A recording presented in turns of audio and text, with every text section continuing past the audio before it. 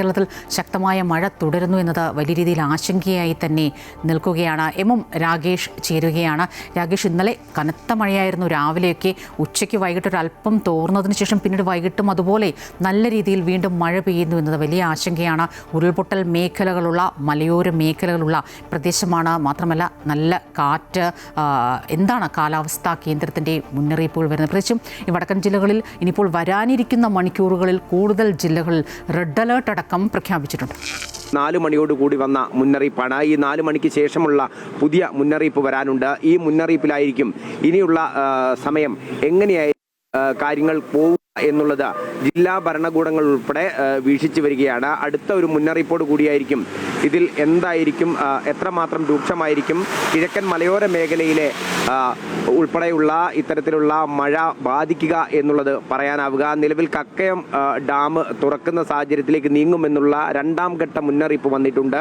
Orange അലർട്ടാണ് പ്രഖ്യാപിച്ചിട്ടുള്ളത്. അതോടൊപ്പം തന്നെ കിഴക്കൻ മലയോര മേഖലകളിൽ അതിശക്തമായ തരത്തിലുള്ള മഴ ലഭിക്കുന്നു എന്നുള്ള റിപ്പോർട്ടുകളാണ് പുറത്തു വന്നിരിക്കുന്നത്. ഇന്ന് രാവിലെ നടക്കേണ്ടിയിരുന്ന മതബോധന ക്ലാസ്സുകളുണ്ട്, ഒപ്പം തന്നെ ട്യൂഷൻ ക്ലാസ്സുകളുണ്ട്. ഇവയ്ക്കെല്ലാം തന്നെ അവധി നൽകിക്കൊണ്ട് ജില്ലാ ഭരണകൂടം അത്തരത്തിലുള്ള എല്ലാ നടപടികളും സ്വീകരിച്ചിട്ടുണ്ട്. 76ഓളം കുടുംബങ്ങളെ വിവിധ ക്യാമ്പുകളിലേക്ക് മാറ്റിയിട്ടുണ്ട്. ഇത്തരത്തിൽ എല്ലാ തരത്തിലുള്ള മുന്നറിയിപ്പുകളും ജില്ലാ ഭരണകൂടം നൽകിയിട്ടുണ്ട്. അതേസമയം തന്നെ നേരത്തെ സ്വപ്ന പറഞ്ഞതുപോലെ അപ്രതീക്ഷിതമായ സാഹചര്യങ്ങൾ വരികയാണെങ്കിൽ, ഈ മഴ നിർത്താതെ പെയ്യുന്ന സാഹചര്യം ഉണ്ടാവുകയാണെങ്കിൽ, ഞാനിപ്പോൾ നിൽക്കുന്നത് കോഴിക്കോട് തടമ്പാട്ട് താഴത്താണ്. ഇത്തരത്തിൽ താഴ്ന്ന പ്രദേശങ്ങൾ വെള്ളത്തിനടിയിലാവുകയും അത് ഗതാഗത പ്രശ്നം ഉൾപ്പെടെ ഉണ്ടാക്കുന്ന സാഹചര്യം നിലവിലുണ്ട്. താമരശ്ശേരി ചുരത്തിലെ ഗതാഗത പ്രശ്നമുണ്ട്. ഒപ്പം തന്നെ കണ്ണൂരിൽ 2 പേരെ കാണാതായിട്ടുണ്ട്. ഇവർക്ക് വേണ്ടിയുള്ള തിരച്ചിൽ നടക്കുന്നു.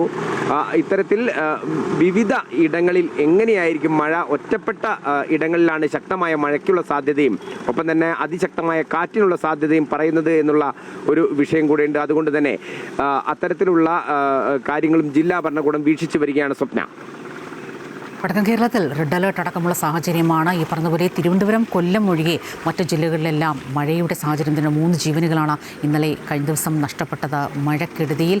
എല്ലാ സ്കൂളുകളല്ല, മദ്രസകൾ, മതപഠന കേന്ദ്രങ്ങൾ, ട്യൂഷൻ സെൻ്ററുകൾ, ഇവയ്ക്കെല്ലാം പ്രത്യേക പരിശീലന കേന്ദ്രങ്ങൾ, ഇതെല്ലാം പൂർണ്ണമായും അടച്ചിടണമെന്ന നിർദ്ദേശമുണ്ടെങ്കിൽ അത് കൃത്യമായും പാലിക്കുക തന്നെ വേണം. ഈ പറഞ്ഞതുപോലെ നമുക്ക് ആ ദൃശ്യങ്ങളിലൊക്കെ കാണാൻ സാധിക്കുന്നുണ്ട്.